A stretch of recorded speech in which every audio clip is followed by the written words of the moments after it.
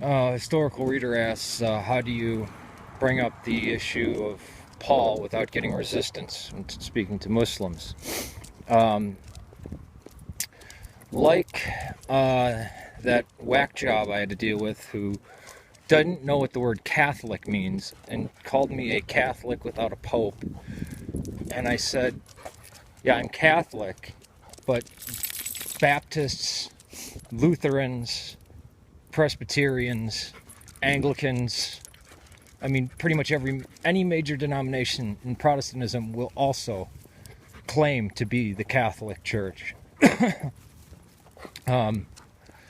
They're raised to believe that Paul screwed up everything, right?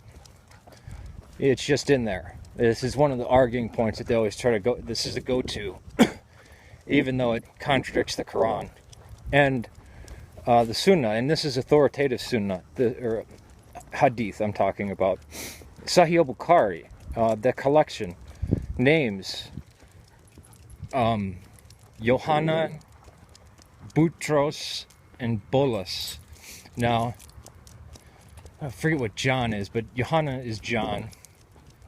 Boutros is just Petros. The Arabs can't pronounce P.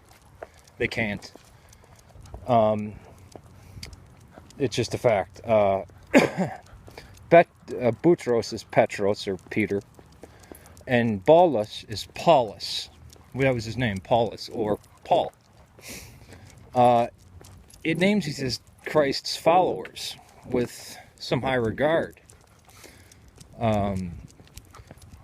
They didn't say the apostles were screw-ups. It's the thing that Paul was actually an authentic apostle.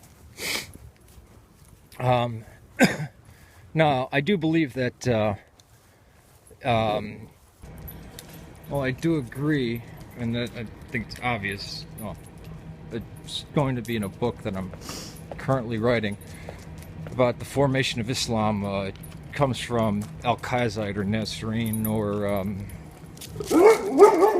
Abionite roots. Sorry, Buster went a little crazy there, so I had to stop recording. But it also has Gnostic stuff in it, and Gnosticism, the Gnostics relied almost exclusively on Paul, and then forged works as well, but they were heavily Pauline. They would say Paul was the only apostle. You can find that garbage about Christ didn't really get crucified and all that weird shit. Even though in the Quran, there are other parts of the Quran, many more parts of the Quran where it talks about Christ resurrecting. Christ being crucified, died, and then resurrecting. Blatantly. I'll point them out for you. But how you go about addressing Paul is ask them questions. Religious people always want to answer your questions for you. Like somebody asked me a question about Orthodoxy, I'd rush to answer it.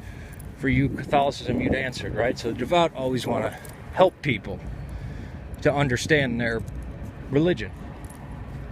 Ask them why Paul is spoken so highly of in Sahih al-Bukhari. I'd have to physically go through it. I believe I had marked out where it says, it talks about Yohanan, Petros, or Boutros, and Bolas. And this is Paul. And there's other things. Paul didn't become a bad guy until about the 12th century. Kind of. And then it didn't really pick up until recently. But the first mention of Paul being a bad guy is fairly late in the game. And the Quran is certainly silent on it.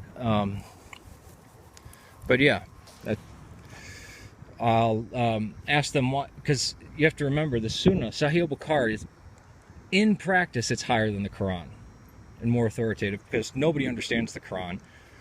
And the vast majority of Muslims have never read the Quran. They'll read the Quran, like the people, they'll say they read the Quran, but they're just sounding it out. Just like I could read German. I could make the sounds, I wouldn't know what the hell I'm reading. Just like anybody who knows English could read Latin. They might not understand anything. You know, I can read Icelandic, but that's how they read the Quran. And many people who speak Arabic, when they read the Quran, it's kind of like reading the Psalms. It just kind of goes over them. It just doesn't.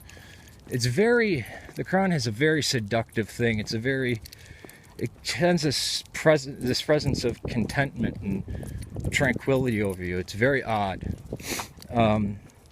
But if they were to ever stop to read the Quran, they would see that it commands you to read the Torah and the Injil.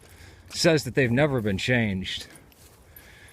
And talks about Christ. It contradicts itself completely because it mentions more times that Christ was crucified and resurrected.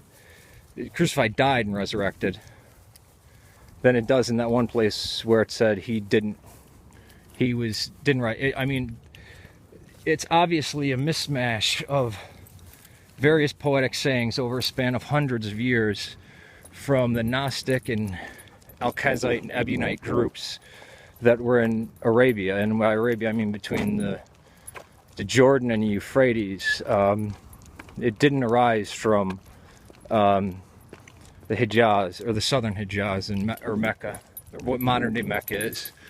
Clearly it takes place, the entirety of the Quran takes place in Palestine and in Iraq. That's where it is. Alright, peace to you. Good question.